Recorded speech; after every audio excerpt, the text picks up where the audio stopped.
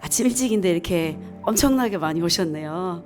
네, 귀한 강의라서 사실은 더 많은 분들한테 오픈하면 좋겠지만 귀할수록 또 소중하게 여겨야 된다 해서 사실 진짜로 필요하신 분들만 이 강의를 듣기를 또 바랬습니다. 오늘 또 이 전체 주관하신 예총 회장님 와 계시는데요. 짧게 인사 말씀 들으시고 시작하도록 하겠습니다. 오늘 말씀을 잘 해주셨습니다. 오늘 필요한 분만 오신 것 같아요. 예, 반갑고요. 오늘 우리 김민 교수님은 제가 따로 들어야 가야 될 그런 분이라고 지금 생각합니다. 오늘 귀한 시간 내신 김민긴 교수님께 감사드리고요. 여러분들도 오늘 좋은 시간 되시기 바랍니다. 고맙습니다. 네, 안녕하십니까, 김희입니다.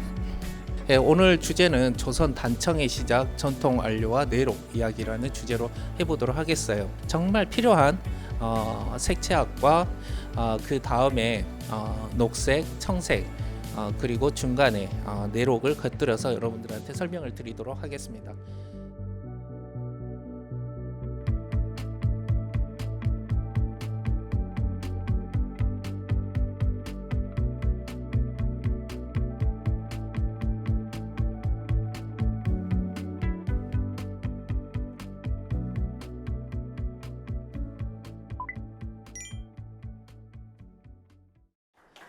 네, 안녕하십니까, 김희입니다. 제가 포항에 두 번째 옵니다. 자주 왔을 법도 한데 어떻게 하다 보니까 이번이 두 번째입니다. 제일 첫 번째 왔던 게 한 십수년 전쯤일 거예요. 그때가 어떻게 왔었냐면 이 내록을 찾아서 헤매다가 왔었거든요. 그래서 그때 거짓말 안 하고 혼자서 곡괭이랑 그 삽이랑 하나 들고 뇌성산을 올라다니고 했었던 게 생각이 납니다. 그때 내록을 찾아서 헤맸던 게 왜 헤맸었냐면 그때 제가 맡았던 일 중에 하나가 통도사에 가면은 그 다보탑 벽화라는 그 작품이 있습니다. 근데 이 다보탑 벽화를 모사 제작을 하려고 하는데 거기 바탕 채색에 사용되었던 게 이 내록이었죠. 그래서 이 내록에 대해서 검색을 해보니까 포항에 있는 장기면 내성산에 이 내력이 있다라는 것들을 알게 되었고, 어떻게 이제 검색을 해보고 물어물어 오다 보니까 여기 조금 아시는 분들 도움을 통해 가지고 실제 이렇게 내록을 찾아서 작품에 사용을 했던 기억이 납니다. 오늘 주제는 조선 단청의 시작, 전통 안료와 내록 이야기라는 주제로 해보도록 하겠어요. 근데 사실은 이제 안료 뭐 색제에 대해서 이야기를 하려고 하다 보면 한도 끝도 없어가지고요. 오늘은 주로 내록을 중심으로 한 녹색과 청색을 중심으로 한 그런 이야기를 해보도록 하겠습니다. 좀 더 뭐 여러 좀 장황하게 재밌는 이야기도 곁들여서 하고 싶습니다만은 시간이 제가 주어진 시간이 1시간 반 남짓이기 때문에 바로 본론으로 들어가서 이야기하도록 하겠습니다. 자, 우리가 그림을 그리려고 하는 데 있어서 반드시 필요한 조건들이 저는 그 바탕재 그리고 이 바탕재 위에서 색을 띠고 있는 어떠한 물질, 이걸 색재라고 하죠. 그리고 이 둘을 붙여줄 수 있는 접착제라는 게 필요로 합니다. 밑에 보시면 좌측에 유화의 어떤 그 채색층의 느낌이고 우측에 이제 저희 악교로 그린 어떤 채색층의 느낌입니다. 여기에 그 바탕재라든지 그리고 색을 띠고 있는 물질은 동서고금을 막론하고 유사한 특징들을 보여지는데, 이러한 채색층의 특징이 보여지는 이유들은 여기에 사용하는 접착제가 오일이냐 아니면은 악교냐, 고화 건조로 하는 건성유를 사용하느냐 아니면 증발 건조를 하는 수용성 악효액을 사용하느냐, 여기에 따라서 달라진다고 합니다. 우리가 그림을 그리면서 여기 뭐 직접 이제 작품을 만드신 분들이 좀 더 많으신 걸로 알고 있습니다만은 요즘에 보면은 뭐 모니터라든지 디지털 그런 장르들도 많이 발전을 하고 있죠. 저도 굉장히 관심을 가지고 있습니다만은 한편으로는 또 사라지지 않는 게 이런 아날로그한 어떤 페인팅이라고 생각을 하거든요. 그게 왜 이런 것들이 나와지느냐라고 하면은 저희들이 그 색을 볼 때 그 색만 어떻게 보면 컬러만 저희들이 감상의 포인트가 아니라 거기에 들어가 있는 재료가 가지고 있는 재질감이 어떤 우리에게 있어서 굉장히 감상의 포인트가 또 하나 더해지지 않나라고 생각이 되어집니다. 저 같은 경우는요, 물론 도자기라든지 공예품도 마찬가지지만 어떤 그림을 보면 마음에 드는 그림들은 만져보고 싶어요. 막 손으로 부벼보고 싶고 막 볼로 좀 만져보고 싶고. 여러분들 그렇지 않습니까? 이게 어떻게 만들어졌는가? 그래서 종이 같은 경우도 뭐 비단 같은 경우도 고를 때 막 그 입으로 괜히 씹어보고 싶기도 하고 막 그런 충동이 드는 것들은 이 재료가 가지고 있는 이 느낌이 단순히 시각 예술뿐만 아니라 어떤 촉각의 예술하고도 같이 이어지지 않나라고 생각이 되어집니다.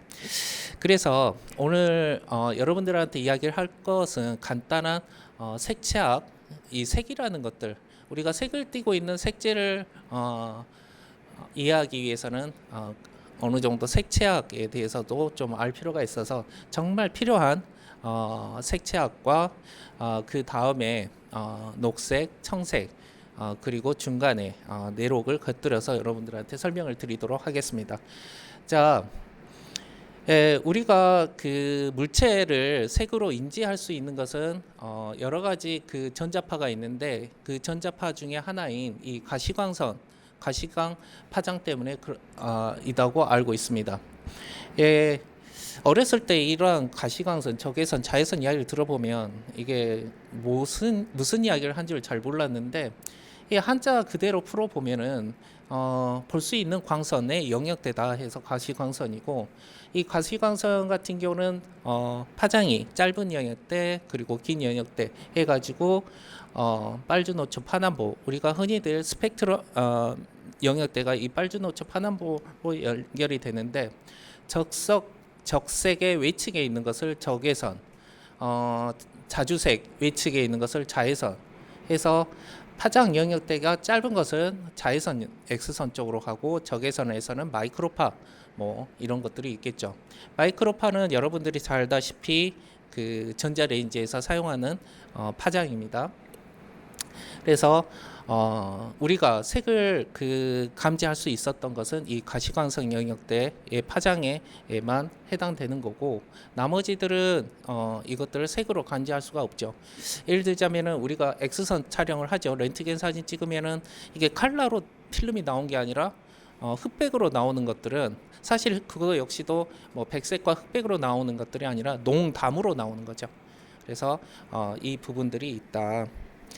자, 빛의 가산혼합, 색의 감산혼합이라는 게 있습니다. 간단히 설명하면 어떤 다양한 스펙트럼 영역대의 파장들이 있는데 이 파장들이 겹치면 겹쳐질수록 이 빛과 같은 경우는 점점 밝게 보여지는 이러한 현상들을 우리는 빛의 가산혼합이라 그러고, 그리고 색과 같은 경우는 반대로 색이 겹쳐지면 겹쳐질수록 어두워지는 그런 특징을 우리는 감산혼합이라고 합니다.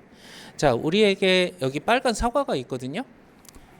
자, 이 빨간 사과가 빨갛게 비치는 이유는 뭐냐면은 여러 가지 색상 영역대의 빛의 파장들이 있는데 이러한 색상 영역대의 다른 빛의 파장들은 다 흡수를 하는 반면 이 빨간색에 비춰지는 이 빨간색 파장 영역대를 반사를 하기 때문에 우리 눈에는 빨갛게 보여지는 거죠. 아까 가산혼합, 간삼혼합 말씀드렸던 것처럼 백색으로 보여지는 것들은 그렇다면 모든 파장 영역대의 빛을 다 반사를 하기 때문에 백색으로 보여지는 거고, 흑색으로 보여지는 것은 모든 빛의 파장 영역대를 다 흡수를 하기 때문에 흑색으로 보여진다라고 이해를 하시면 될 것 같습니다. 자, 간단히 설명을 드렸고요. 우리가 흔히들 전통 안료라고 하면은 전통 재료들이 어떤 재료들이 사용되어 있는가 한번 봐보도록 해보겠습니다. 일단 바탕재는 삼배, 확연, 한지, 토비약, 목재, 석재 이런 것들이 있어요.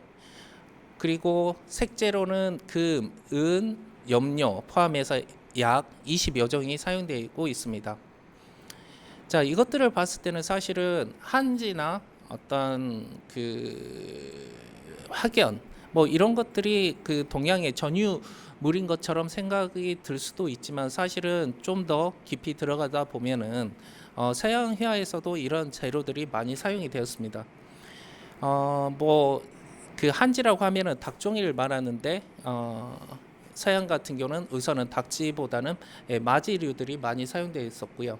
자, 개불탱들을 보면은 금속 소재인 금과 은, 염료 약 20여 종, 정말 세세한 것까지 다 포함하면은 한 30여 종까지 나오기는 합니다만은 일반적으로 한 작품에 사용되는 세계 가지수들은 한 10여 종 정도가 되더라. 염료 포함해서.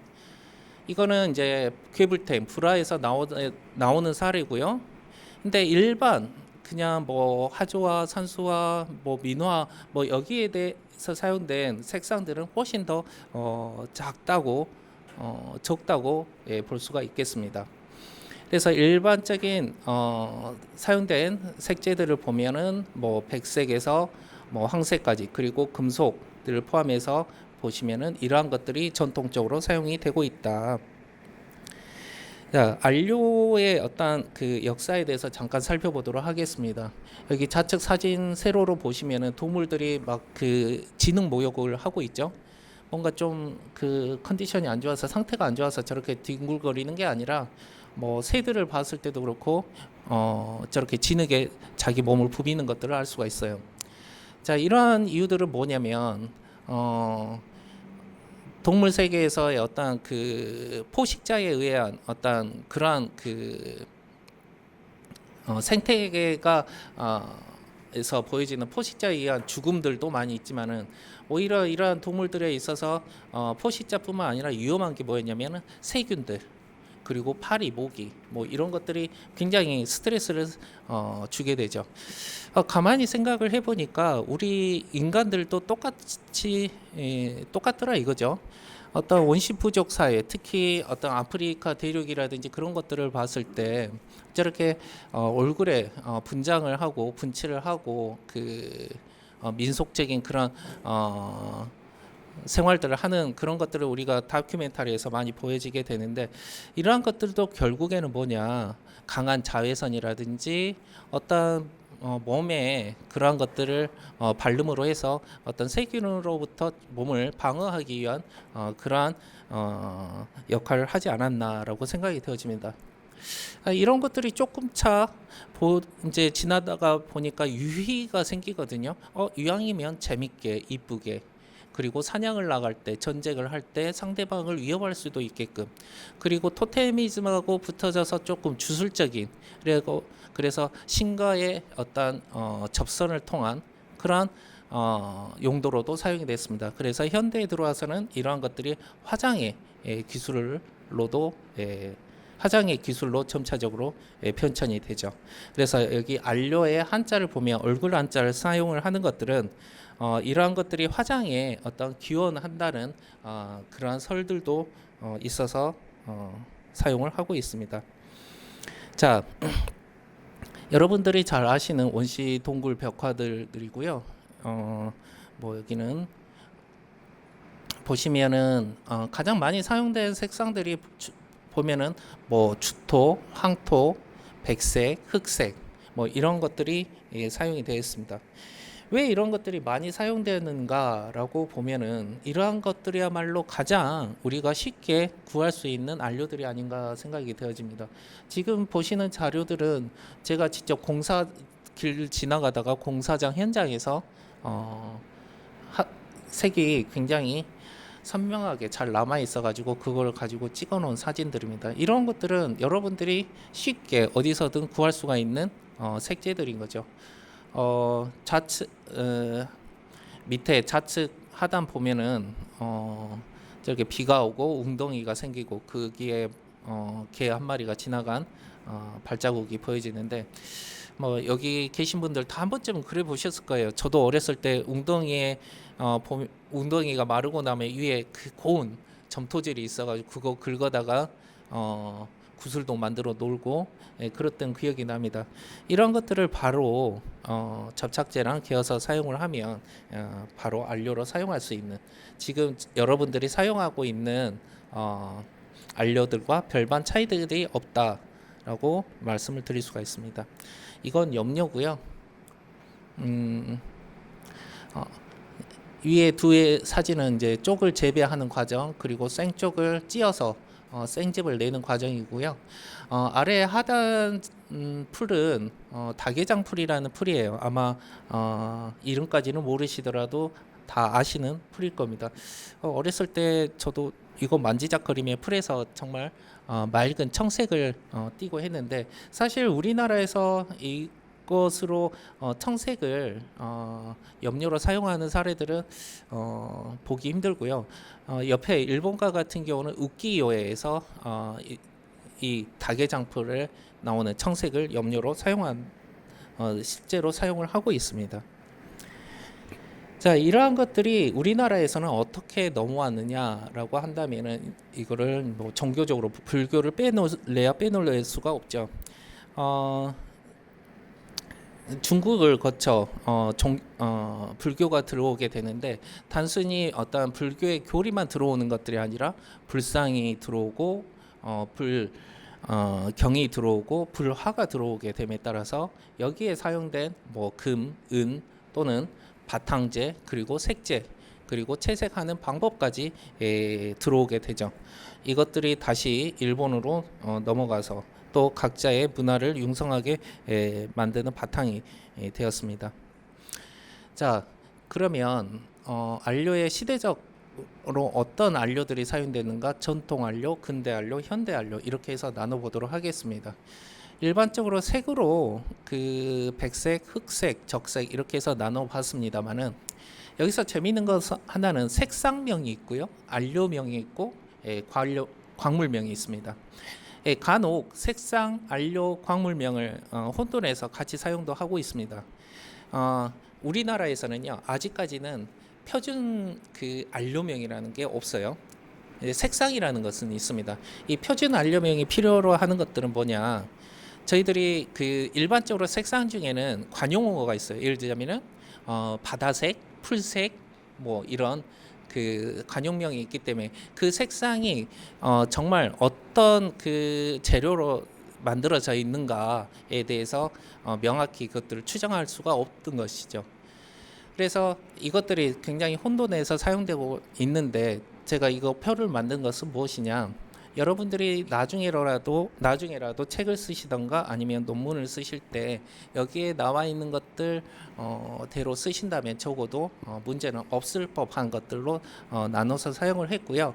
여기에 그의 명칭이라는 것들이 있던 것처럼 지금 현대적으로 불려지는 안료명과 과거에 불려졌던 그 지금은 잘 사용하지 않는 과거의 명칭들이 있어서 이것들이 학자들마다 조금 의견들이 불분명하기 때문에 아직까지 그 표준 안료명이라는 것들은 아직 만들어져 있지 않습니다. 그래서 보시면은 색상이 있고 거기에 따른 안료명이 있고 주 성분이 어떤 성분으로 되어 있는가, 화학식으로, 그리고 발색 원소가 뭐가 있는 주구성 원소, 이렇게 해서 정리를 해둔 것입니다. 한번 참고해 주시기 바라고요. 죄송합니다. 여기 백색에 보면 제일 하단에 티타늄 화이트라고 있어요. 사실은 이거는 전통 안료는 아니고요. 워낙 이 그 백색에서 이 티타늄 화이트가 현재 지배적으로 많이 사용을 하기 때문에 따로 전통 안료는 아니지만 이렇게 티탄 화이트만에 대해서는 이렇게 따로 넣어놨습니다. 황색, 녹색, 청색들이 있고,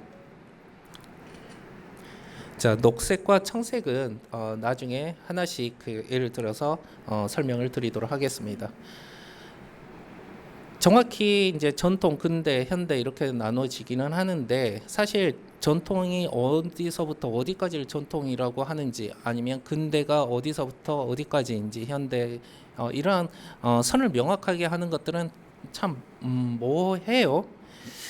다만 우리가 근대 안료라고 하는 것들은 서양에서 만들어진 뭐 인공 안료들 그리고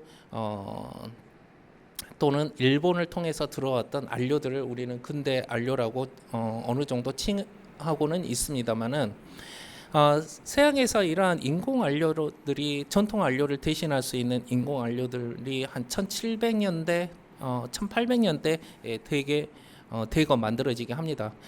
그 당시에 이미 우리나라 같은 경우는 뭐 조선 시대였기 때문에 뭐 전통 안료로 치부할 수도 있었겠지만 사실 우리나라가 이러한 서양의 근대 안료가 사용됐던 것들은 일제 식민지 치하 또 그 전후 무렵에 어떤 유학생들에 의해서 이제 점점 사용됐던 것 같습니다. 그래서 일단은 전통 안료는 뭐 기원 전부터 시작해서 뭐 조선 시대 전통 회화에서 사용된 안료들 그리고 근대 안료들은 뭐 서양에서 전통 안료를 대체하는 그런 만들어진 안료들 이렇게 해서 범주에서 나눠봤습니다. 간혹 전통 안료는 모든 안료들이 뭐 천연 안료다라고 생각하시는 분들도 있는데 꼭 그렇지는 않습니다. 전통 안료 중에서도 기원 전부터 그러니까 기원 전이라면 적어도 2000년 전 이전에 부터 만들어지긴 안료들이죠. 연백이라든지 뭐 인공주, 회청 뭐 이런 것들 같은 경우는 인공 안료지만 전통 안료다. 자, 앞에 연자는 납 연자를 사용을 하는 거고요. 그래서 납으로 만든 백색, 붉은 단자, 붉은색, 뭐 밀타승이라고 하는 이상한 말도 있습니다만은 이거는 좀 넘어가고요. 그리고 천연주인 진사를 대신할 수 있는 인공주, 회청이라고 하는 코발트청 이런 것들이 전통적으로 만들어졌고 몇몇 안료들 중에는 너무나 고가고 희귀해서 서양에서는 이제 이것들을 대체할 수 있는 인공 안료들이 만들어지기 시작하죠. 가장 대표적인 게 그 인공 울트라마린 블루 같은 경우가 있습니다. 자, 현대에는 그러면 다 그 인공 안료만 만들어져 있느냐? 그게 아니라 또 천연 그 안료들도 있습니다. 이제는 워낙 기술력들도 무역들도 발달하기 때문에 과거에는 색재로 사용하지 않았던 천연 광물들을 들어와서 그것들을 파우더 형태로 만들어서 안료로 만들어서 사용을 하겠죠. 자, 우리는 간혹 안료와 물감을 혼돈해서 사용하는 경우가 있는데 안료와 물감은 좀 그 방향이 좀 다르죠. 안료라고 하는 것들은 일단은 색을 띠고 있는 물질 중에 하나입니다. 색재에는 안료처럼 피그먼트라고 하는 광물성 무기 안료가 있고 또 하나 염료가 있고 유기 물질에서 추출하는 염료라는 게 있죠. 그래서 이 안료라고 하는 것들은 전통 천연 안료와 같은 경우는 저렇게 색을 띠고 있는 광물 또는 흙으로부터 얻어냅니다. 이것들을 고음 밀입자 형태의 그 파우더 형태 분말로 만들어 놓고 여기에 여러 가지 접착 성분들을 조제해서 여러 가지 물감을 만들어낼 수가 있습니다. 자, 물감이라고 하는 것들은 색을 띠고 있는 색재에 접착제를 개어서 혼합해서 만들어 놓은 그런 페스트 상태, 에멀전 상태의 것들을 우리는 물감이라고 합니다. 여기서 말씀을 드리고 싶은 것은 무엇이었냐? 이제 이러한 색재는 서양이나 동양이나 옛날이나 지금이나 관계없이 똑같이 사용을 하고 있다. 그러면 여기에 접착 성분을 어떤 것들을 사용하느냐에 따라 가지고 달라진다 이거죠. 예를 들자면 동양의 물감 같은 경우는 이 안료에 악유를 개어서 악유수를 넣어서 혼합해서 사용하는 것들을 우리는 동양 회화의 물감이라고 이야기할 수 있고요. 반대적으로 서양 회화의 가장 대표적인 유화 같은 경우는 건성유라고 하는 오일을 섞어서 만들어 놓을 수가 있겠죠. 여기에 아크릴 에멀전을 섞어 놓으면 아크릴 물감이 되겠고요. 자, 그러면 먹은 물감일까요? 안료일까요?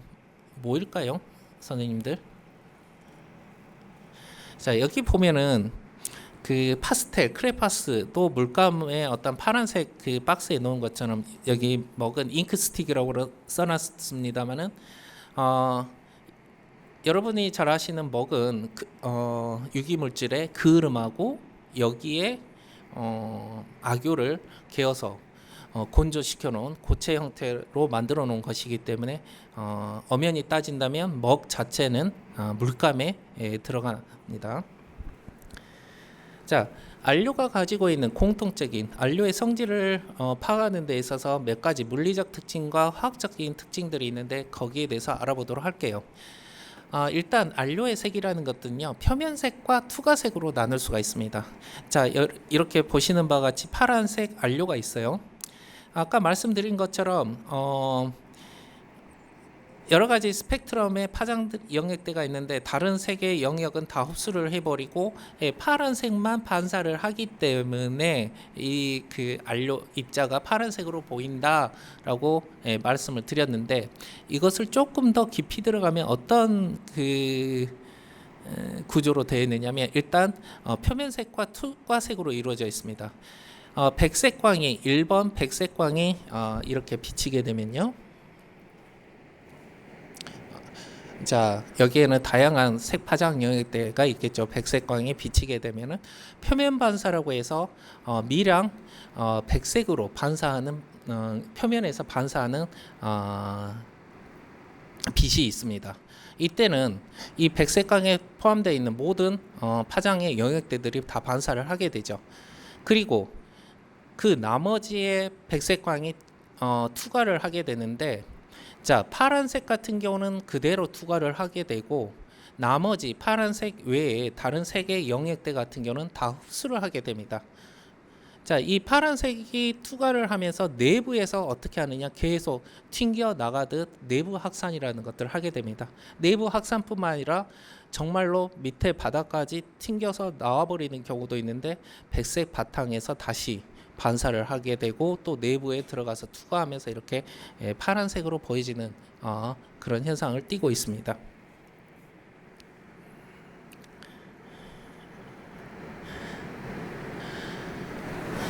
자, 그래서 또한 그 안료의 같은 경우는 입자 크기 또는 형태에 따라서 색이 또 변화가 되는데 일반적이에요.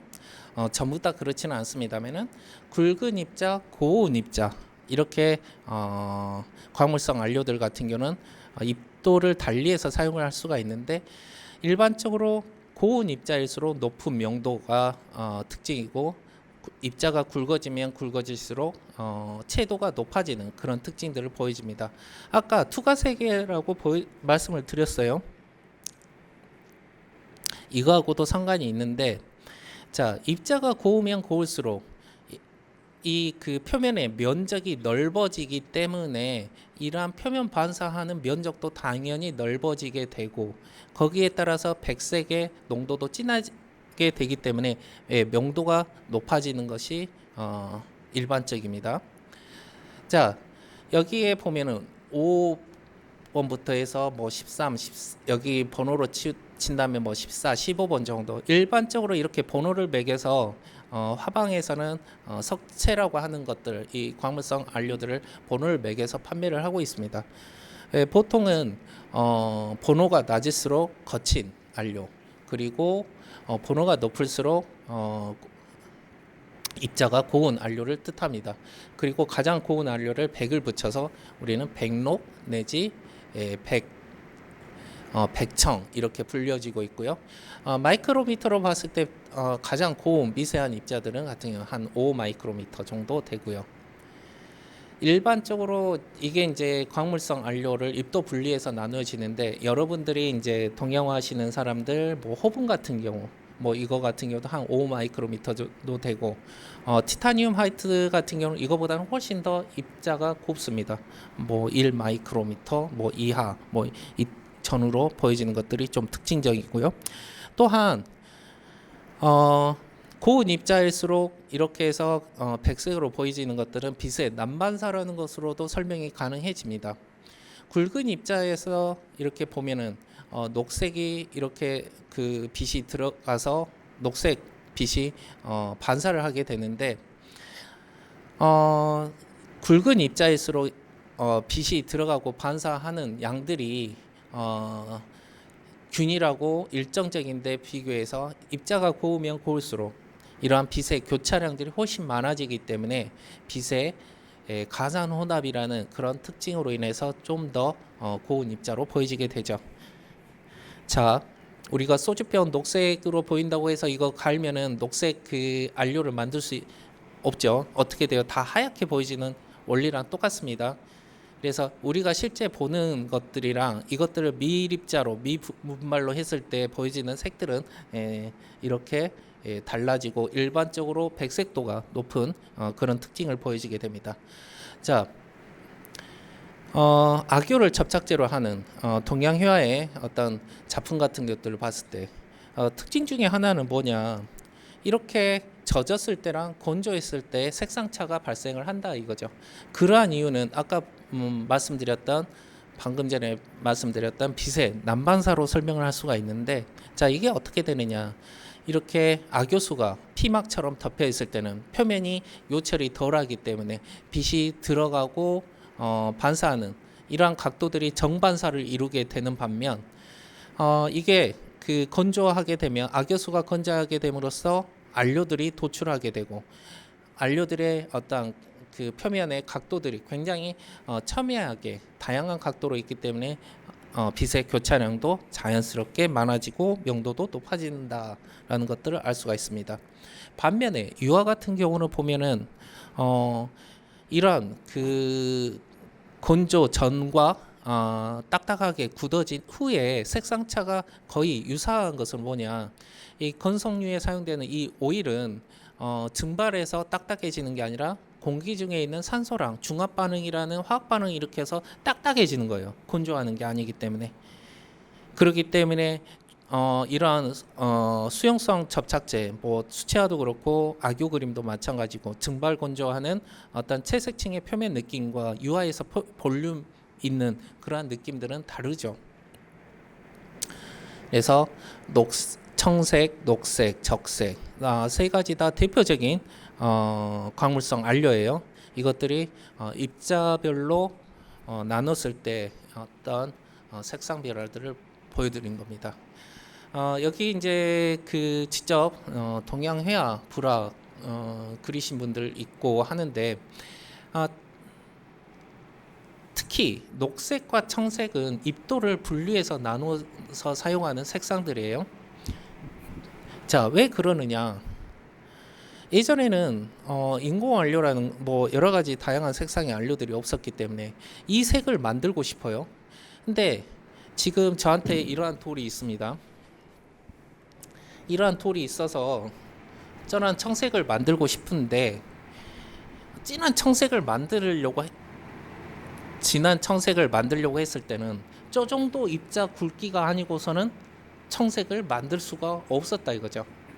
그리고 이 정도 그 명도의 색을 만들려고 했을 때는 고운 입자로 만들어야지만이 저 색을 만들 수가 있었다 이거죠. 자연에서 녹색과 청색, 적색도 마찬가지지만 이렇게 채도가 좋은 순수한 청색과 녹색을 얻기라는 것들은 굉장히 힘들었어요. 자, 그러면 뭐가 문제였냐? 이렇게 했을 때 고운 입자로 사용했을 때보다 굵은 입자로 사용했을 때 어떻게 되느냐? 붓발림성이 굉장히 나빠져요. 붓이 서걱서걱해지면서 잘 부드럽게 그 펴지지가 않죠. 또 뭐가 있느냐면 같은 양이라 하더라도 같은 무게라 하더라도 이 그 고운 입자일수록 넓은 표면적을 채색을 할 수 있는 반면 굵은 입자는 그럴 수가 없다 이거죠. 입자가 굵기 때문에 입자와 입자 사이에 채색을 하더라도 그 공간 여백도 넓어지게 돼서 은폐력도 떨어지게 됩니다. 이 말인즉슨 뭐냐, 그냥 그 도료 측면에서 물리적인 뭐라 그럴까요? 기능적인 측면에 봤을 때는 굵은 입자는 굉장히 기능성이 떨어진다 이거죠. 그럼에도 이런 굵은 입자를 사용할 수밖에 없었던 것은 그 당시에 쩌색을 내기 위해서는 저 방법밖에 없었다라고 말씀드릴 수 있고요. 자, 그러면 적색은 좀 다른데 적색은 사실은 대부분 이렇게 굵은 입자를 사용한 사례들이 극히 드뭅니다. 다 고운 입자만 사용돼요. 왜 적색은 고운 입자만 사용을 하죠? 재미있는 거는 뭐냐면 굵은 입자에 비교해서 이 적색 진사 같은 경우는 고운 입자를 사용을 하는데도 불구하고 채도도 높아지고 명도도 높아져요. 나한테 채도가 좋은 색이 있으면 채도를 떨어뜨리는 일들은 얼마든지 가능하다 이거죠. 자, 이 색의 좀 더 명도를 높이기 위해서는 백색과 혼합해서 사용을 하게 되면 여러 가지 다양한 분홍색들을 만들 수 있고, 좀 어두운 적색을 만들기 위해서는 여기에 어두운 먹을 혼합하거나 중첩을 해서 사용하면 된다 이거죠. 그렇기 때문에 일단 나한테 채도가 좋은 색상의 고운 입자만 있다면은 얼마든지 내가 혼합을 하든 중첩 채색을 하든 그렇게 해서 사용을 할 수 있다 이거죠. 그래서 여러분들이 지금 사용하는 현대의 근대에 나왔던 인공 안료들은 다 입자들이 일정하고 균일한 파우더 형태로 나온다 이거예요. 그렇게 해야지만이 기능성들이 굉장히 좋아지기 때문에. 자, 안료의 물리적 성질 중에 굴절률이라는 게 있어요. 굴절률이라는 것들은 뭐냐? 우리가 물 속에다가 뭐 스푼을 딱 집어넣었을 때 꺾여 보이는 현상들을 우리는 굴절률이라고 하는데, 이러한 굴절률 같은 경우는 특히 백색 안료에 굉장히 영향을 미치게 됩니다. 자, 여기 밑에 표를 보시면 공기의 매질의 공기의 굴절률 1, 뭐 물 1.33 되고 하는데, 각 안료에도 보면 굴절률이라는 게 있어요. 이제 이 굴절률이라는 건 뭐냐? 아까 말씀하셨던 것처럼 물속에 딱 넣어봤는데 많이 꺾여지는가 적게 꺾여지는가 이거죠. 일반적으로 굴절률이 낮은 것들은 적게 꺾이는 거고, 굴절이 높은 것들은 많이 꺾여진다 이거예요. 굴절률이 적게 꺾였을 때는 어떻게 되느냐? 빛이 그대로 투과해 버려서 그게 물체가 있는지 없는지 알 수가 없습니다. 어느 정도 꺾임이 있어야지 이 안에 유리막대가 있구나, 스푼이 있구나, 이런 것들을 감지를 할 수가 있는 거죠. 자, 여기 백색 안료를 사례로 했는데 보면은 백토나 허분 같은 경우는 1.5, 1.6 그 정도가 됩니다. 아교수에 보면 1.35로 되어 있죠. 반면에 연백이라든지 티타나이트는 아교수랑 비교했을 때 뭐 건성유도 마찬가지입니다만은 굉장히 굴절률의 차가 큽니다.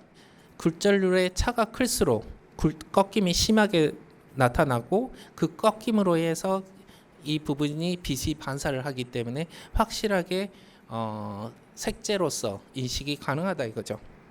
일반적으로 파우더 형태로 있을 때, 건조된 상태로 있을 때는 공기가 1이라고 했기 때문에 굴절률 차이가 생겨서 똑같은 백색으로 보여집니다만은, 일단은 여기에 물이 들어가거나 기름이 묻었을 때는 이렇게 색상의 차이가 생긴다 이거죠. 백토나 호분 같은 경우는 물과 굴절률들이 큰 차가 없기 때문에 젖었을 때 투명해지는 반면, 연백이나 티탄 화이트 같은 경우는 거의 그 여기에 물을 묻히던 기름을 묻히던 상관없이 백색으로 뚜렷하게 보여지는 그런 현상을 보여줍니다. 같은 비슷한 청색 계열이라 하더라도 여기에 물붓을 딱 부어봤을 때 호분 베이스로 한 화이트냐 아니면 티탄 베이스로 하는 화이트냐에 따라서 이 젖은 색과 건조색의 차이가 크게 나타나는 현상들은 이러한 현상들입니다. 동양화 하시는 분들은 호분은 당연히 써보셔서 아시겠지만 아마 한 번쯤은 이런 이유로 인해서 아마 실패를 경험을 해보셨을 거예요. 뭐 내광성이라는 것은 빛에 의해서 색상이 탈색이 되느냐 안 되느냐 뭐 그러한 특징을 이야기를 하는 거고요. 여기 보시면 뭐 청색들도 다 탈색이 돼가지고 뭐 백색으로 남아 있는 그런 흔적들이 있고, 이 부분 같은 경우도 지금 이 부분에 이 적색이 남아 있는 것들은 지금은 방락이 돼 있지만 흰색으로 이 부분에 두껍게 채색이 되었던 부분이 떨어지게 됨으로써 원래 지금은 약간 갈색으로 보였던 저 색이 원래는 좀 더 채도가 좋은 적색이었다라는 것들을 알 수가 있고요. 이 개불탱 이거 은혜사 개불탱 맞죠? 은혜사 개불탱 보면은 재밌는 게 있어요. 발바닥은 노란데 얼굴 쪽으로 가면은 거의 백색을 띠고 있어요. 이 이유가 뭐냐? 여기도 마찬가지고 여기도 마찬가지고 다 유기염료라는 것들이 사용이 되는데 이게 이제 자외선이라든지 태양광 아니면 뭐 여러 가지 환경 조건에 의해서 노출이 됨에 따라서 케이블이라는 것들은 거의 뭐 10m가 넘는 것들도 있고 육박한 작품들이 많이 있습니다. 그러다 보니까 다 펴질 못해요. 이 부분들은 감아놓은 상태로 보존하는 경우가 많은데 그러다 보니까 노출이 심했을 이런 상단의 부분의 피부색 같은 경우는 백색으로 보이지만 반면 밑으로 내려간 보여져 있는 이 둥황이 사용됐던 이 부분들은 항색으로 그대로 남아 있는 그런 재밌는 사례들도 있습니다. 뭐 그 외에 뭐 내산 뭐 네알칼리성 그리고 A와 B의 색을 섞었을 때 안정적이냐 불안하냐 뭐 이런 것들도 있습니다. 그리고 한 가지 좀 주목해 볼 만한 것들이 이제 독성인데 수업할 때 이런 이야기를 해요. 안료 중에는요 먹으면 섭취를 하면 시름시름 앓다가 죽는 게 있고요 그냥 바로 죽는 게 있어요. 이게 굉장히 그 여러 가지가 있기 때문에 저희들이 간혹 뉴스에도 나오잖아요. 산에 가서 버섯 따먹다가 그 다 병원에 실려갔다고. 모르면 그냥 안 만지는 게 좋아요. 그런데요, 안료 중에는 먹으면 몸에 좋은 것들도 있습니다. 딱 한 가지가 있는데 아까 말씀드렸던 백색 안료 중에 호분이 그래요. 호분은 굴껍닥으로 주로 만들어요. 이거는 이제 순수하게 탄산칼슘인데 칼슘 많이 드시면 뭐가 좋을까요, 여러분들한테? 뼈가 튼튼하겠죠. 뭐 굴껍닥을 먹는다고 어떻게 먹지? 근데 요즘에 그러신 분들은 없지만은 옛날 그 마초 아저씨들은 그랬잖아요. 뭐 식당에 가면은 메추리알 안 까고 그냥 드신 분들도 있으셨잖아요. 그 계란 껍닥 그것도 순수한 탄산칼슘이거든요. 소량 섭취하면 오히려 몸에도 좋습니다. 그래서 옛날 콩과자 자, 그 연령대 분도 계신 것 같은데 콩과자 보면은 하얗게 표면에 묻어 있는 거 밀가루가 아니고요. 호분가루였어요. 자, 드디어 이제 천연 광물성 무기 안료들 종류들에 대해서 알아보도록 할게요. 이렇게 뭐 녹색을 띠는 것들도 있고 청색, 적색, 뭐 이것들은 흙이에요. 산적에 있는 것들. 이 흙은 그 황토 벽돌을 만드는 회사였어요. 물론 안료도 만듭니다. 자, 이 노란색, 이 약간 주황빛을 띠는 것들은 귀 파괴로 한 스푼 정도면 다 보내드릴 수가 있습니다. 이 비소가 들어가지고 굉장한 독극물이죠. 이거 같은 경우는 이제 산호라고 해가지고 홍산호 같은 경우는 고운 입자로 갈면은 약간 연한 분홍색을 띠게 되는데 이러한 것들도 안료로 사용들을 했었습니다.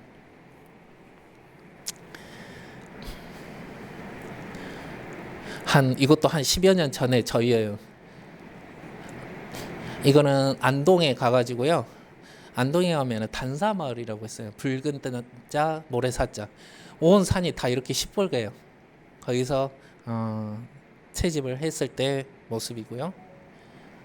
이렇게 보니까 그 토벽, 이 황토 같은 경우, 이 황색이 너무 이뻐가지고요. 찍어놨는데 이것들 모래질 같은 거 잘 수비해서 사용을 하면은 황토로도 사용을 할 수가 있겠죠.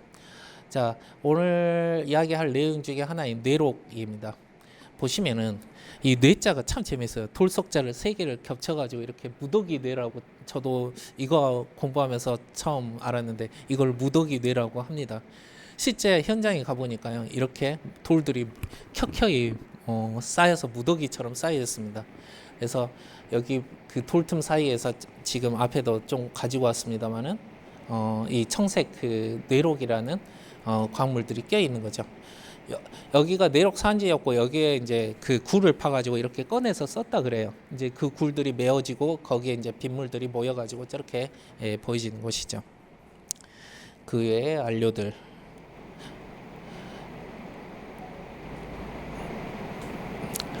자, 이것들을 곱게 파우더 형태로 갈아가지고 사용하는 것들이 이제 동양해화에서의 안료들이다.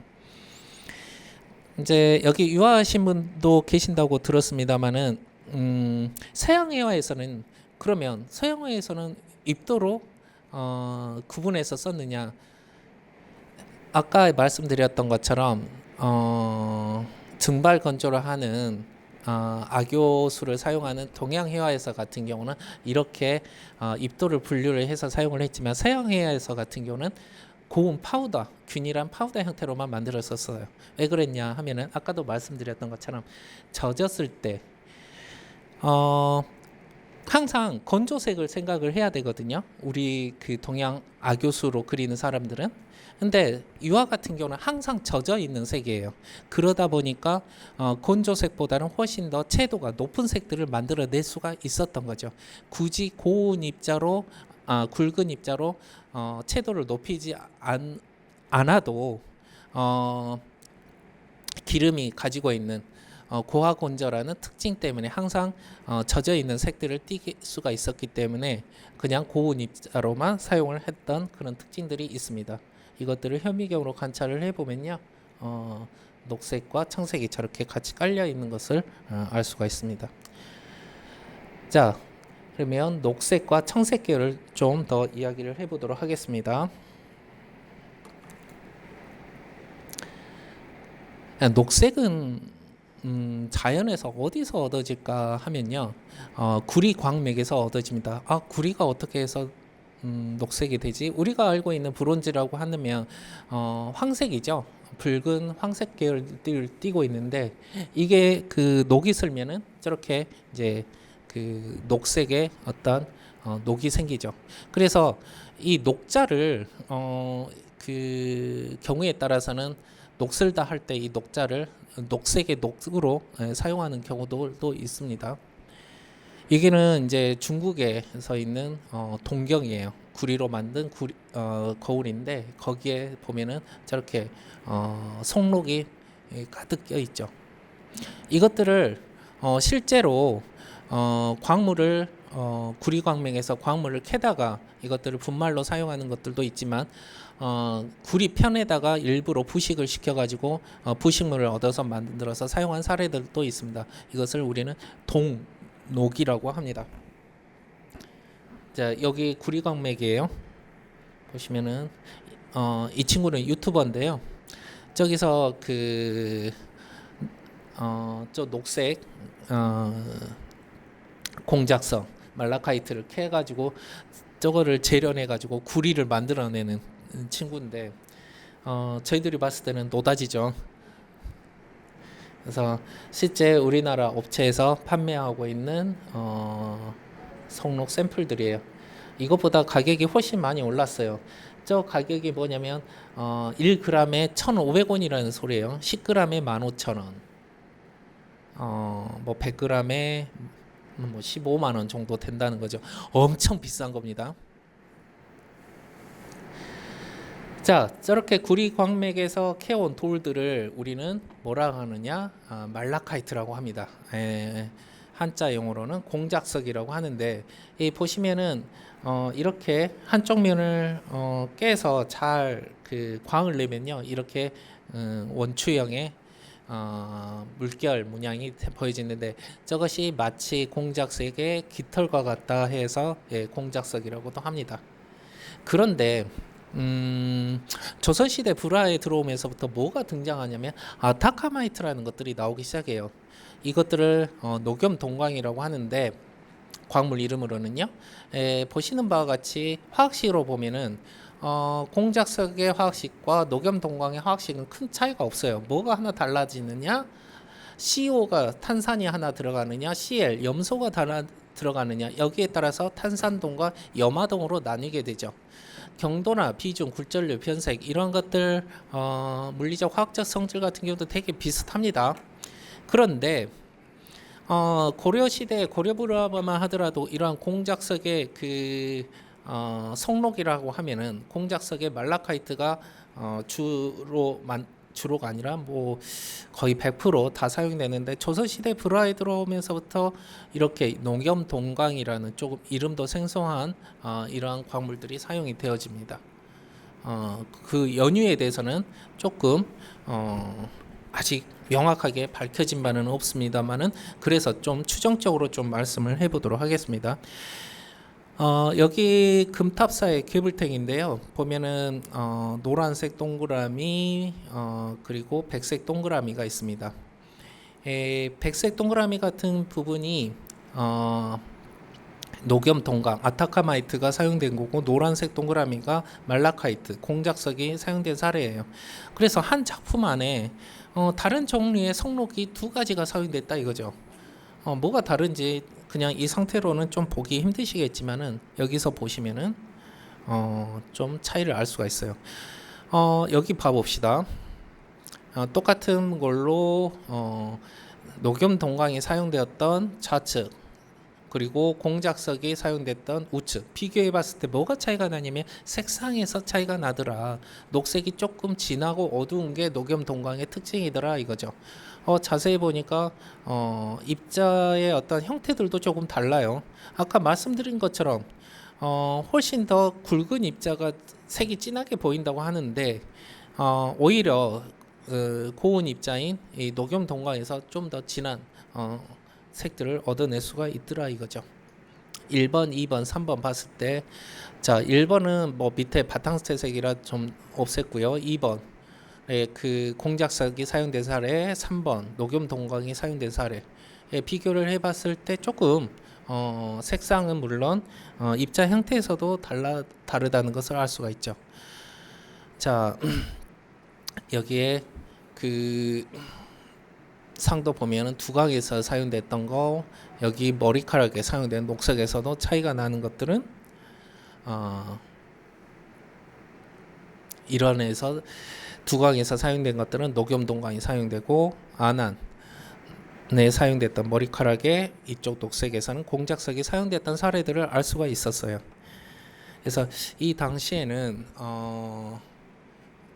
녹염 동강의 성록과 공작석의 성록의 어떤 성질, 색상 특징들을 충분히 이해하고 나눠서 사용을 했었구나라는 것들을 알 수가 있고요. 일부 보고서에서는 이런 말들도 나와요. 우리가 하엽록이라는 그 표현이 있어요. 말 그대로 풀색, 하늘색과 같은 색상명이에요. 관용적인 표현이죠. 하엽록이라는 것은 연잎의 녹색이다라고 해서 하엽록이라고 이야기를 하는데, 불화를 하시는 선생님들이 이 하엽록색을 일반적으로 색이 약간 진하고 어두운 이 녹색들을 하엽록이라고 합니다. 그래서 이 녹염 동강이라는 이 안료가 하엽록을 뜻하는 것이 아닌가라고 하는 이야기들도 있고요. 그래서 실제 불화 같은 경우 보면 화기에 시주했던 목록 중에 이제 화기라는 것들은 뭐냐, 이 작품이 어느 시대 누가 발주를 해서 어떤 사람들이 그렸고 이 작품의 그 기록이 어느 정도 세세하게 이제 적혀주는 거죠. 작품에 따라서는요, 이때 밥을 누가 지었고 된장을 누가 가지고 왔고 그런 것까지도 화기에 기록된 사례들이 있습니다. 그래서 색제 시주 같은 것들 보면 하엽록 같은 것들이 이제 등장하는데, 이러한 하엽록이 이러한 녹염 동강의 색상이 아닌가라고 이야기들을 하고 있고요. 올해 보고서에 나왔습니다만은 문화재연구소에서 이 녹염 동강을 재현을 해요. 어떻게 재현을 하느냐? 아까 말씀드렸던 것처럼 구리 편에다가 염소 물질들을 이제 그 주입을 해서 어떻게 해서든 이제 부식물들을 만들고 해서 이 그 화학 분석적으로는 이 녹염 동강이라는 것들을 이제 재현해서 만들어내서 했다고 하는 기사들도 나오게 됩니다. 다만 이것들이 이제 저는 아직 육안으로 보지를 않아서 이러한 입자 특성이라든지 색재 특성하고 어느 정도 유사한지에 대해서는 잘 모르겠고요. 그래서 이 녹염 동강이라는 것들이 천연의 물질이었다, 하엽록이었다, 아니면 인공 안료다라고 명확하게 지금은 이야기하기가 참 힘듭니다. 또 왜 힘드냐? 이 녹염 통광이라는 이 광물들이 아까 말씀드렸던 공작서처럼 많이 대량으로 나오지를 않아요. 그래서 이 조선 시대에 어떻게 이것들을 수급을 했는가라는 것들이 약간 의문이기도 하고요. 조선 시대 불화, 중기 후기 불화들 보면은 천연의 공작석을 사용한 사례보다 녹염 동광을 사용한 사례들이 훨씬 많아요. 한 90% 가까이 많고 한 10% 정도가 공작석이 동시에 사용된 사례들이 있습니다. 이러한 구리 산화물의 하나의 특징 중에 하나는 뭐냐면요, 바탕재를 산화시키는 그런 특징을 가지고 있습니다. 본인만 그 천연 안료는 영원 불변의 색이다. 천연 석체는 뭐 그렇게 생각하시는 분들도 있는데 천연 안료들이기 때문에 변색을 하게 됩니다. 일반적으로 안정적인 색상들도 있어요. 근데 이처럼 구리에서 나오는 녹색이나 청색 같은 경우는 시간이 지남에 따라서 색이 점점 어두워지는 그런 변색들을 띠게 됩니다.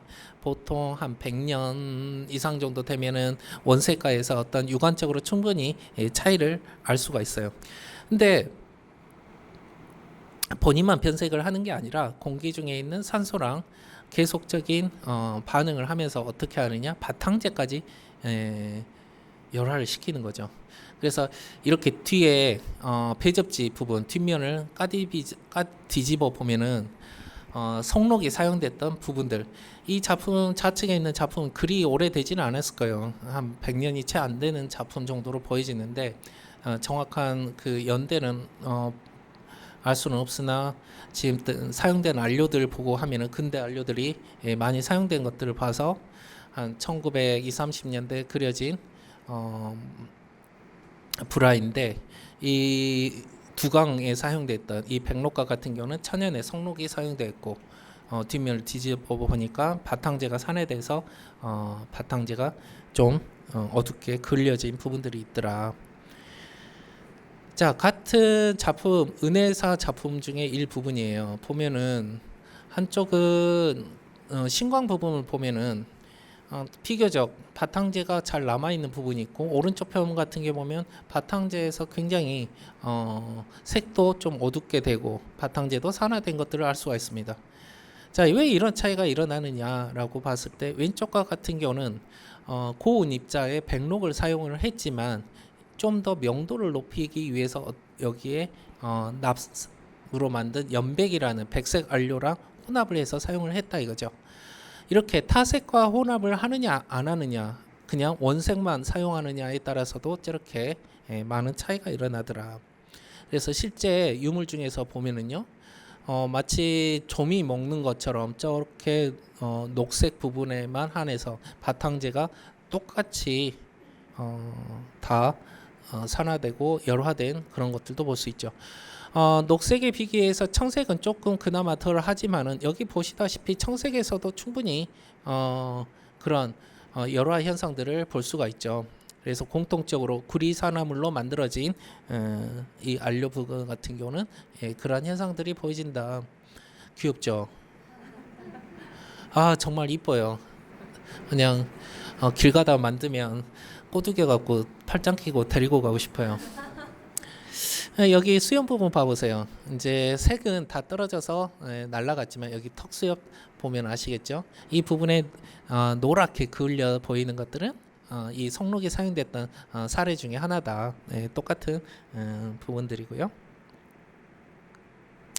자, 이러한 성록들이 아까 말씀드렸던 것처럼 입도에 따라서도 다르게, 하지만 이게 그 순수한 고운 입자의 백록색이다 하면 여기에 여기에 백색을 혼합해서 사용을 하고, 여기에 굵은 입자를 사용하고, 여기에 단계를 좀 한 단계 더 표현하기 위해서 여기에 쪽으로 살짝 얹어가지고 중첩을 해가지고 이렇게 표현을 한다. 재미있는 거는 뭐냐면 이색과 굵은 입자와 고운 입자 섞으면 중간색인 녹색을 만들어낼 수 있지 않느냐, 굳이 입도를 나눠서 사용할 필요가 있느냐라고 또 물어볼 수가 있는데요. 그게 안 되는 게 어떻게 되느냐, 이게 제 손 붉은 입자예요. 그러면 고운 입자의 이 손 끝하고 보시면 이 고운 입자들이 섞어서 쓰면 어떻게 되느냐? 이 고운 입자리 붉은 입자 이를 다 피부가듯이 덮어버려요. 그래서 붉은 입자인 녹색과 중간색인 이 백록색을 같이 섞으면 중간에 녹색이 나오지가 않고 다 그냥 이 색으로 돼버리는 거죠. 그래서 색도 자기가 이미지한 색과 전혀 다른 색이 전혀 다른 색이 나와버리고 붉은 입자랑 고운 입자랑 섞이면 어떻게 되느냐? 우리가 채색을 하는데 그냥 평월도라고 해가지고 색이 균일하게 칠해지는 것도 중요하잖아요. 근데 그렇지 않고 되게 그 불균질하게 표면에 요철들이 생겨서 같은 색을 낸다 하더라도 굉장히 별로 안 이쁘게 보여진다 이거죠. 이러한 녹색들 같은 경우는 특히 촉록산수에 많이 사용이 되었죠.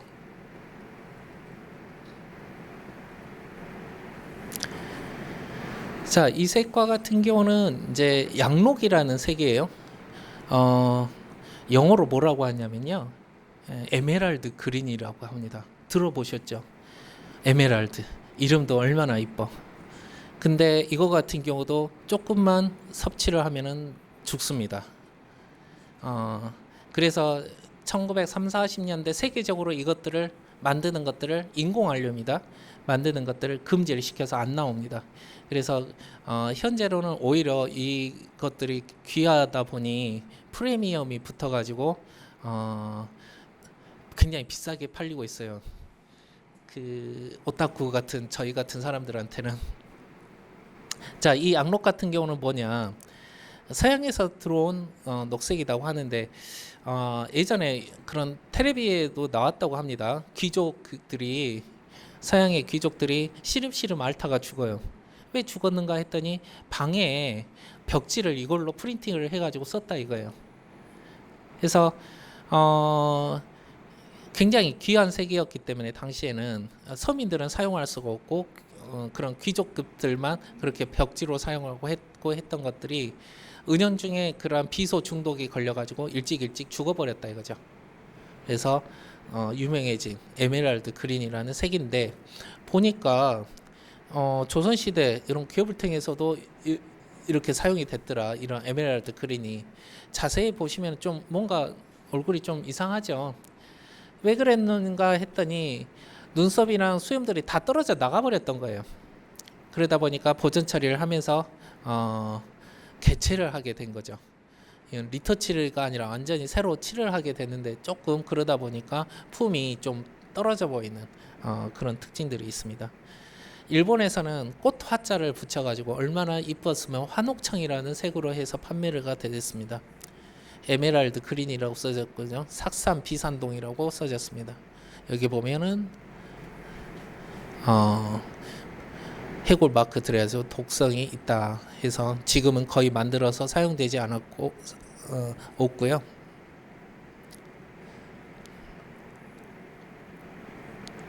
그래서 에메랄드 그린, 송록의 고운 입자, 송록의 중간 입자, 송록의 굵은 입자 비교했을 때는 이렇게 색상 차이가 난다 이거죠.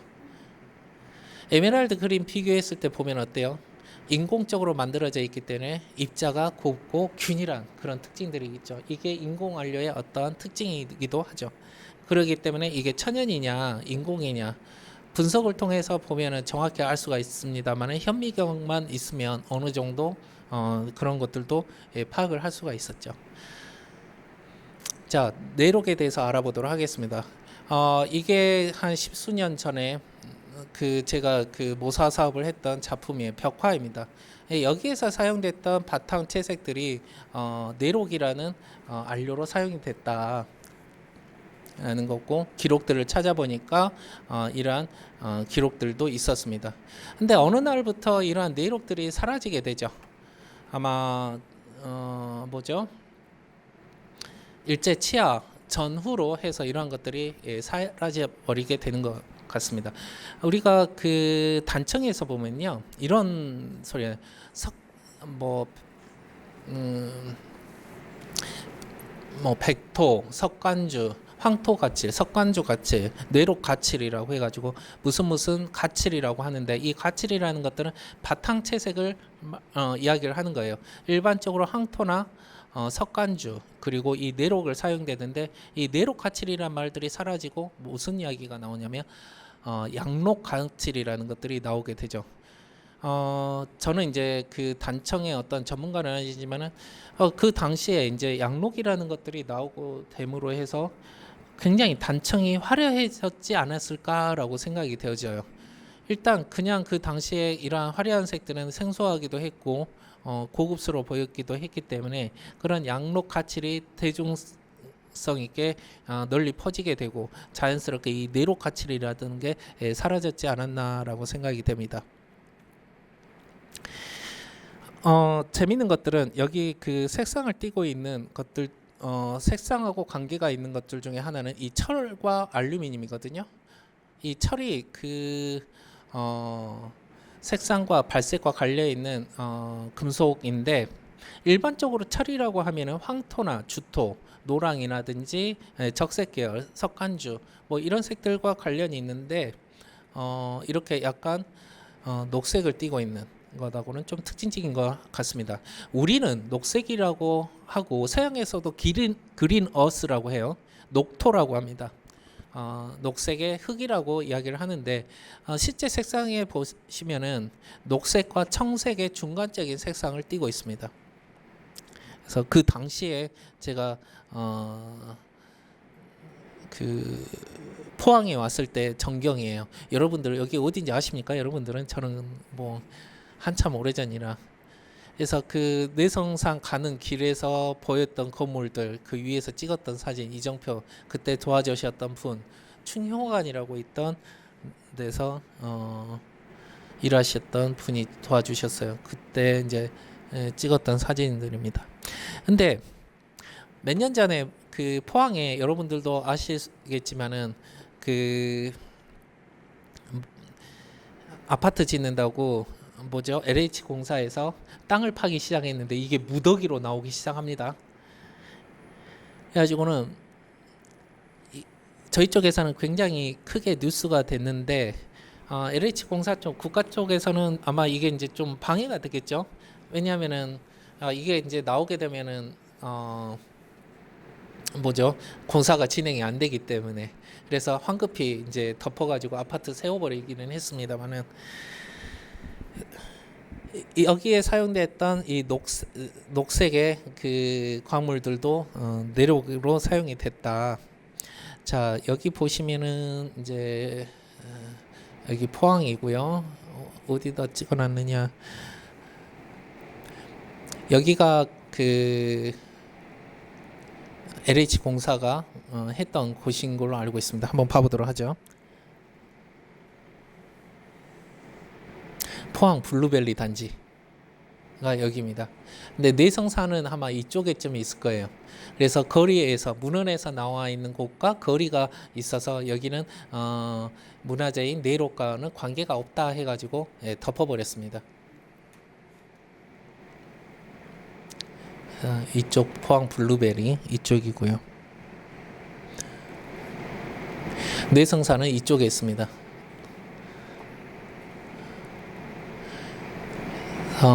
제가 채취했던 부분은 한 이 정도쯤 된 것 같아요. 산 하나 넣고 한 이 정도쯤.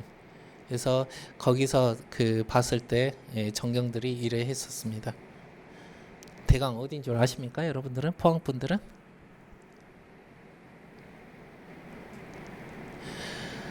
자, 이것 광물명으로는 세라도나이트, 세라돈석이라고 하는데요. 일단 토양성 광물들은 가장 많은 게 규소지들이에요. 이 규소 가지고 뭘 만드느냐? 여러분들 유리 만들 때 사용하는 장석 뭐 이런 것들이 규소질이겠죠. 이런 부분들이 가장 많고, 그 다음에 색을 발색과 관계되는 철이 이렇게 분포가 돼 있더라. 그래서 이 세라도나이트, 뇌록의 가장 특징적인 화학 성분들은 이렇습니다. 이것들을 이제 가지고 와가지고 저렇게 유발에 갈아서 직접 안료로 사용을 했습니다. 근데 실제 그 내성산에서 가지고 온 안료랑 단청에서 보여지는 색상들하고는 조금 차이가 있는 부분들이 있어요. 이쪽 벽 같은 경우는 시편하고 실제 내성산 시편하고 같으면은 벽화 시편하고 다른 것들은 뭐냐, 여기에 보니까 자세히 보니까 여기에 황토를 중첩하든 혼합을 해서 사용했던 사실들을 알 수가 있고요. 이 황토 같은 경우는 또 산화철 관계에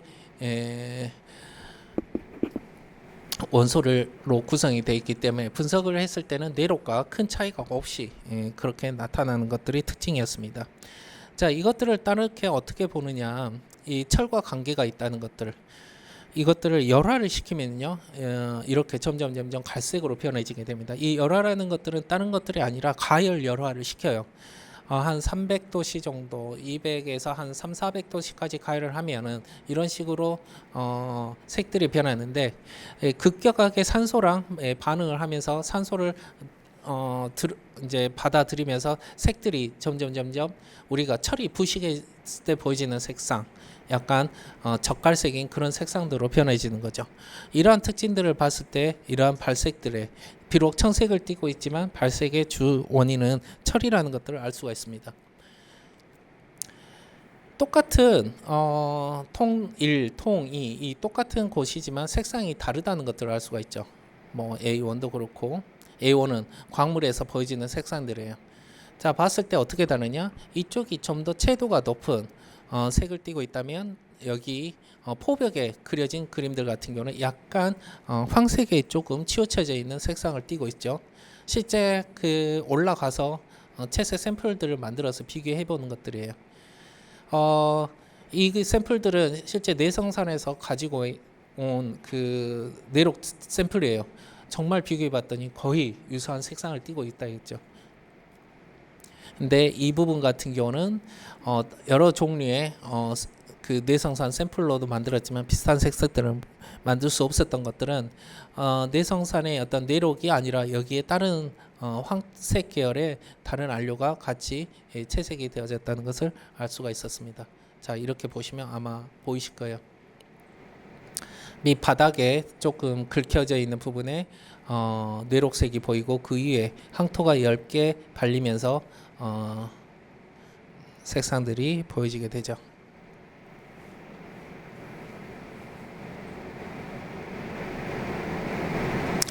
그래서 파편이 있어서 그것들 단층 촬영을 해봤더니 밑에는 점토 계열, 벽체가 그려진 만들어진 점토 계열이 있고, 그 윗 단계에 그 내록층이 있고, 그 윗 단계에 황토층이 있어서 이렇게 포벽을 채색을 하는 데서는 보이지더라. 그렇기 때문에 위에 표면의 채색층이 벗겨진 부분에서는 어떠한 내록색들을 발견을 할 수가 있었고요. 이거는 여기에 사용되는 이 녹색은 내록색이 아니라 아까 말씀드렸던 공작색의 성록이 사용됐던 부분들입니다. 그 밑에 보이지는 색들이 내록색과 유사한 색상을 띠고 있다라는 것들을 알 수가 있고요. 여기 작은 얇은 레이어층 보이십니까? 이 부분이 이제 내록이 사용됐던 채색층이에요. 포벽뿐만 아니라 판벽화에서도 보면은, 자, 이 부분입니다만은 조금 확대해서 보도록 하겠습니다. 성록이 채색되어져 있는 부분, 그리고 내록 바탕이 채색되어져 있는 부분들, 여기에 보여지는 내록색과 여기에 보여지는 내록색들은 같은 내록색을 띠고 있다. 그 위에 다른 색이 얹어가지고 이렇게 채색이 됐다. 그래서 내록은 우리가 바탕 채색을 하는 데 있어서 바탕 채색의 1차 채색 레이어층들을 만드는 색으로 사용이 되었다 이거죠. 이거는 순수하게 내록색이고, 여기 내록과 황토를 혼합했을 때 사용된 색입니다. 포백에서 보이지는 색과 기둥, 보, 반자에서 보이지는 청색들이 조금씩 달라지죠. 그래서 내록을 사용하더라도 단일색으로 사용하는 경우가 있고 다른 색과 혼합해서 사용하는 경우가 있습니다. 재미있는 거는 이 내록은 가칠로만 사용이 됐어요. 사용이 되었을지는 모르겠지만은 이 말인 즉슨 뭐냐, 단청에서만 사용됐다 이거죠. 불화에서. 그러니까 말하자면 벽화에서 사용이 되어 있고 일반 회화에서는 이 뇌록색이 사용되지 않았다는 것이 조금 흥미로운 사실이에요. 그래서 단청에서만 확인이 되지 아직까지 회화에 어떤 견이라든지 종이라든지 어떤 다른 일반 삼배 불화에서 보이지는 데에서는 이 뇌록이 사용되지는 않았습니다. 있을 수는 있어요. 현재 그게 아직 보고된 바는 없고 저도 보지는 못했습니다. 이거 운흥사 벽화예요. 이것도 포벽에서 보이지는 뇌록색들 색이고요.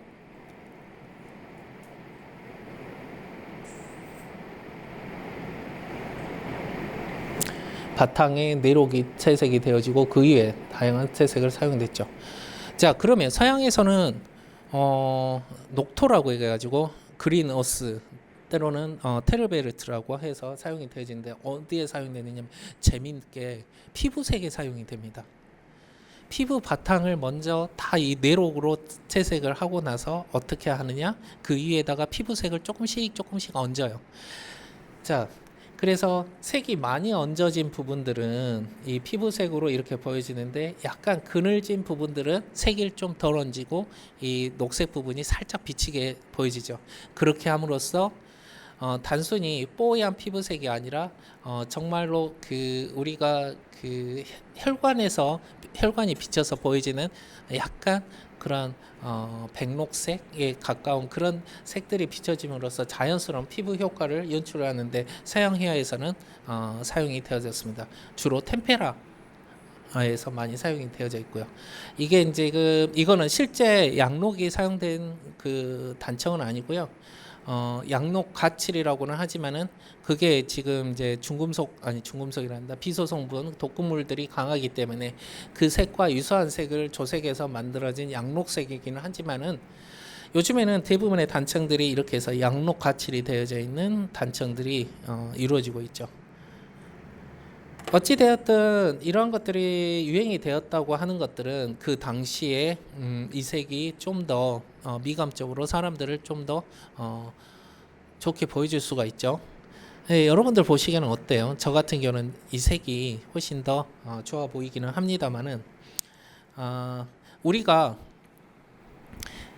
천연 안료는 아까 말씀드린 것처럼 변색을 한다 그랬거든요.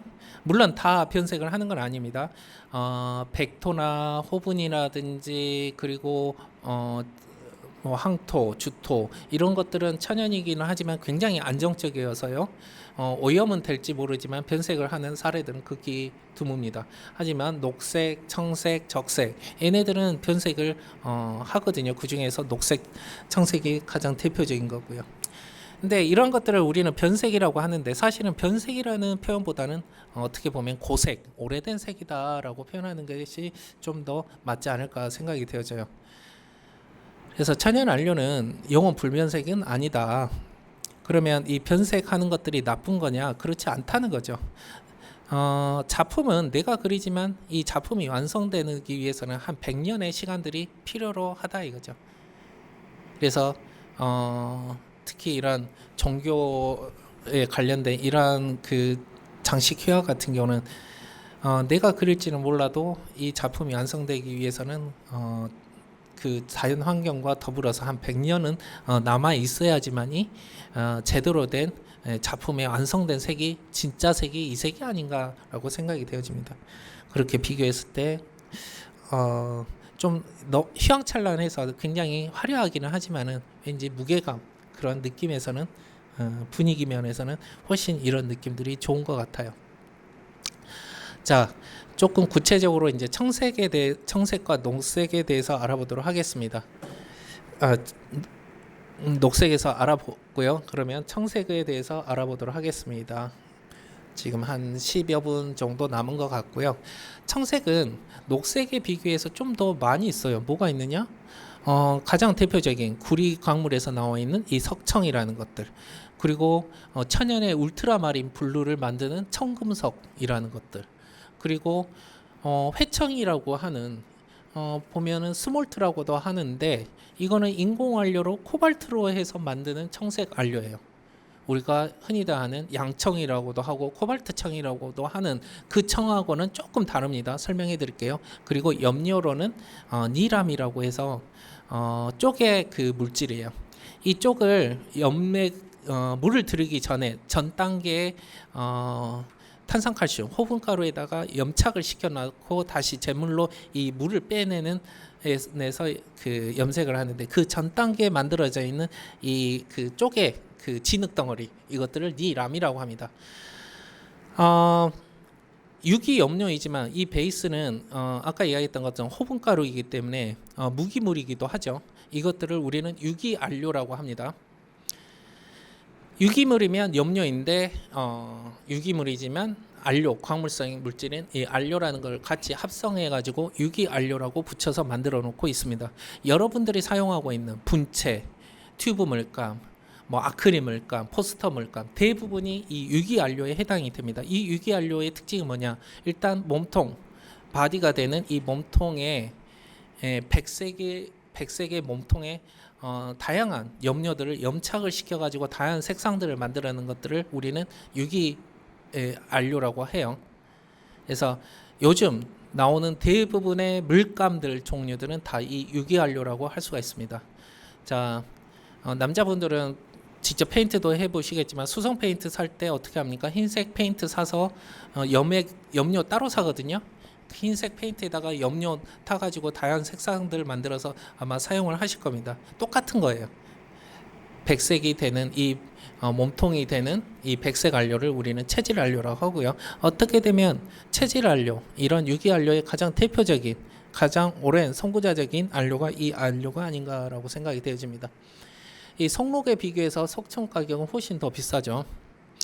아까도 말씀드렸다시피 이게 수년 전 자료이기 때문에 가격이 더 올랐다고 합니다.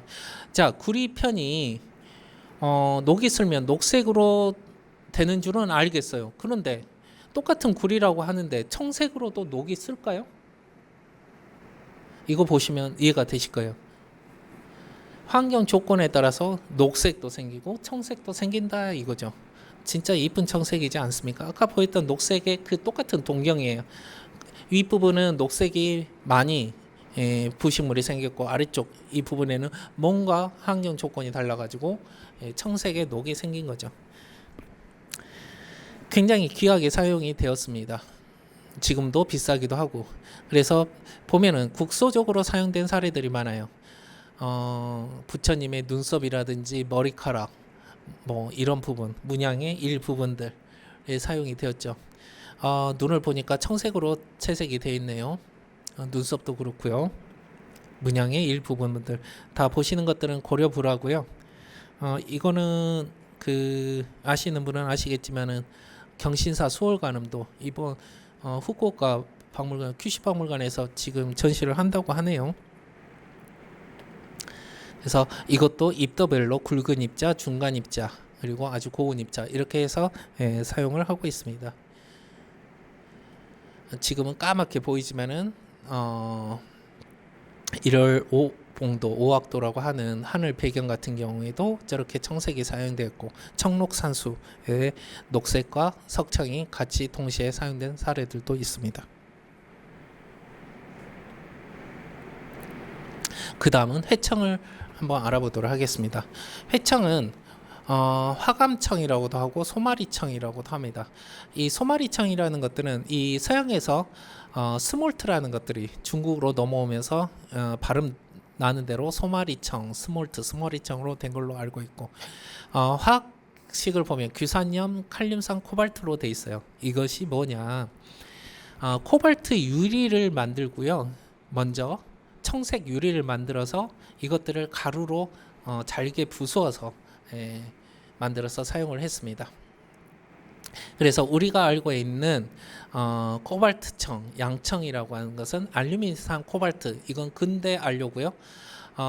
제가 지금 이야기하는 이 회청이라는 것들은 스몰트라고 해서 기원 전부터 사용을 했어요. 우리가 이집트 로마 시대에 클레오파트라가 포도주 마실 때 들고 있었던 포도잔이 이 회청이라는 유리로 만들어 놨던 거죠.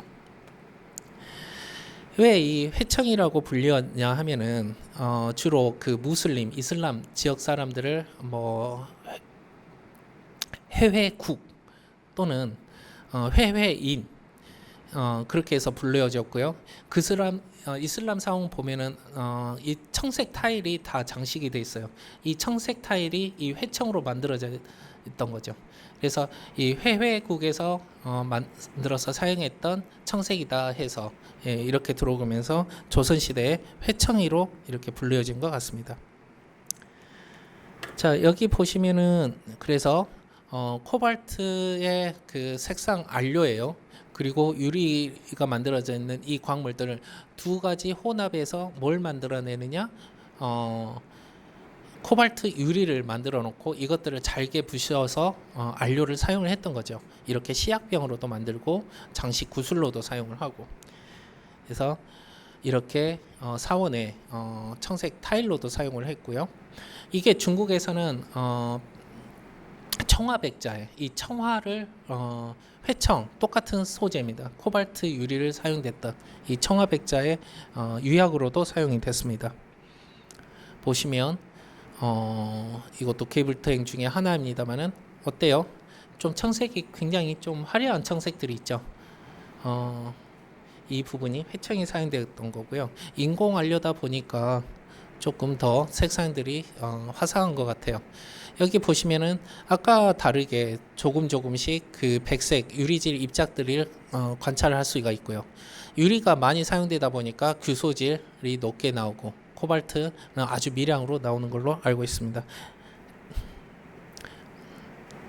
회청이 사용된 사례고요. 자, 이 부분이 참 재밌는데 그 서울 동묘에 가면은 이 작품이 이제 지금 자리에는 없지만 숨겨져 있던 작품이었어요. 앞에 재단 뒤에 숨겨져 있던 작품인데 벽에 붙어져 있었는데 앞에 병풍이 이렇게 크게 있었던 거죠. 구룡도라는 작품이에요. 굉장히 큰 작품입니다. 이 슬라이드보다 한 이만한 작품일 거예요. 근데 이 작품이 뭐가 재밌냐면 앞에 병풍이 딱 가리워져 있어 가지고요. 병풍이 안 가려졌던 부분들은 이렇게 열화돼서 산화돼서 색들이 조금 오래된 색을 띠는 반면 병풍이 가려졌던 부분은 색들이 의외로 당시의 색들이 남겨져 있죠. 녹색 봐보세요. 이 녹색 같은 경우는 엄청난 색 차이가 나죠. 석록은 환경 조건에 따라서 노출된 곳과 노출되지 않은 곳에서 색상 차이가 나는데 이 청색과 같은 경우는 다소 오염은 돼 있지만 이게 색 변화가 그렇게 심하지가 않거든요. 이 부분 까져 있는 부분들 이런데 비교해 보면 아시겠지만 이 부분이 회청이 사용됐다. 이것들을 세라믹형 안료라고 해요. 요즘에는 공식적인 명칭은 아니고요. 제가 그 명칭에서 붙이는데 이 세라믹형 안료라고 하는 것들은 석재가 가지고 있는 질감들을 굉장히 선호하게 돼요. 사람들이 이제 빛에 비춰버리면은 좀 반짝거리고 고유의 질감들이 있기 때문에. 근데 천연 안료로만 하기에는 너무 비싸다 보니 요즘에는 어떻게 만드냐면 인공적으로 그 색 유리를 만들고 그 유리를 천연 안료 만드는 것처럼 똑같이 분쇄해서 안료를 만드는데 이 세라믹형 안료의 가장 시초가 되는 게 이 회청 스몰트가 아닌가라고 생각이 듭니다. 색 유리를 만들고 분말해서 만드는 그림들. 그리고 울트라마린 블루라고 해서 천연의 안료들이 있습니다. 이것들은 청금석이라고 하는 돌에서 나와지게 되는데 이것과 같은 경우는 사실 한국에서 사용된 사례들은 극히 좀 드물어요. 그런데 이번 케이블탱 조사를 하면서 많이는 않지만 몇 점에서 이 그 청금석이 사용된 사례들이 있었습니다. 그것들 보면은 이런 차이가 나고요. 멀리서 봤을 때 큰 차이는 안 보이지만 현미경으로 봤을 때 이 청금석 군청이라고 하는 청금석이 사용된 곳과 석청이 사용된 곳에서 조금씩 차이가 있더라. 조금 빨리 넘겨 볼게요. 서양에서 사용된 울트라마린 블루의 사례들. 자, 이것도 보시면 아시겠지만 이제 개체된 거예요. 이제 보존 처리하면서 물감이 다 떨어지니까 채색을 했는데 여기에 사용된 것들이 인공의 울트라마린 블루였다. 이것들이 근대에 넘어오게 들어오면서 청색의 해방기가 도래해진 것 같아요. 그러다 보니까 조선 후기에 엄청나게 청색들을 막 많이 써요. 그러다 보니까 조금 작품에 좀 품이 떨어지는 그런 경향이 또 있죠. 여기 둥하기에 사용된 것들은 아까 말씀드렸던 양록, 에메랄드 그린, 여기에 사용됐던 것들은 인공의 울트라마린 블루. 자, 굵은 입자, 고운 입자로 해가지고 하나는 여기는 청금석이 사용된 사례, 여기는 석청이 사용된 사례, 여기는 회청이 사용된 사례, 여기는 쪽이 사용된 사례예요. 거기서 조금씩 보면은 재미있는 거는 뭐냐면 석청에서의 입자 크기에 따라서 가장 그 색 변화가 크더라. 반대로 울트라마린 블루 같은 경우는 굵은 입자나 고운 입자에서의 색 변화가 크지 않다라는 것들을 알 수가 있습니다. 자, 우리 지역 포항에 있는 이제 보경사에 가면요 이런 개불탱이 있습니다. 저 같은 경우는 이제 대형 불화 정밀 조사라고 해가지고 올해 9년째를 맞이해서 조사를 실시하고 있는데 올해 조사한 작품이어서 조금 가지고 와봤어요. 그래서 내년까지 해서 10년 프로젝트로 이 개불 조사를 하고 있습니다. 여기 네모난 박스의 점은 뭐냐면 저희들이 이제 중심적으로 색 분석을 했던 포인트고요. 내년 3월 정도에는 문화재청의 개불탱이라고 검색해 보시면 이 개불 보고서가 나올 겁니다. 그리고 이전 연도에 계속 조사했던 연구 보고서도 PDF 파일로 여러분들이 다운해서 받아보실 수 있으니까요. 참고를 해보시고요. 뭐 거기에서 사용된 것들 보면은 여기는 이제 보시면은 아까 쪽이 니람이라는 것들을 사용했는데 백색이랑 혼합해서 사용된 반면 이쪽 단계에서 보면은 회청이 사용됐던 사례들이고요.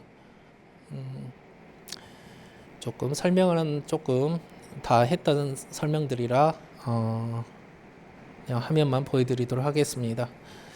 자, 이런 성록위에 등왕을 중첩하거나 아니면은 등왕하고 쪽하고 중첩해서 녹색들을 녹색의 색들을 조금 강조를 했죠.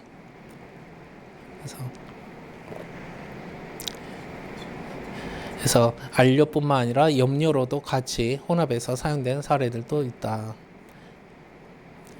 이게 이제 보경사 그 개불탱 조사했을 때 전경 사진이고요.